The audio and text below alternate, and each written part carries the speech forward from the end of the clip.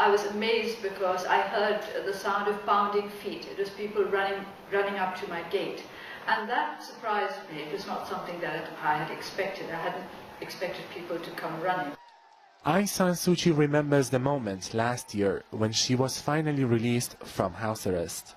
The second surprise was, as I mentioned, all the cell phones which a lot of young people carried. And that also was a surprise.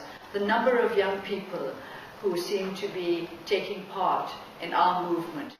What freedom means in physical terms now is that I can go out and about, and I can go to work, and I can meet journalists, and I can talk to people like you and try to get our views across to the rest of the world. Aung San Suu Kyi is still prohibited from leaving the country. BBC Persian had to do this interview in a complicated way, on a phone line and with a hired camera in Burma. It's a typical day. I would wake up to the radio news. I had housekeeping to do as well. This is one of the things about house arrest which is quite different from imprisonment, that you have a house to maintain. And I meditated. I should have mentioned that. This also was the backbone of my existence. It was my spiritual life. Since Aung San Suu Kyi was released, there have been momentous events across the Arab world. What does she think of what has been happening in the Middle East?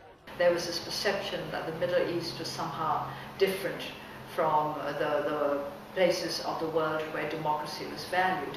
But in the end, we find that we're all the same sort of human being.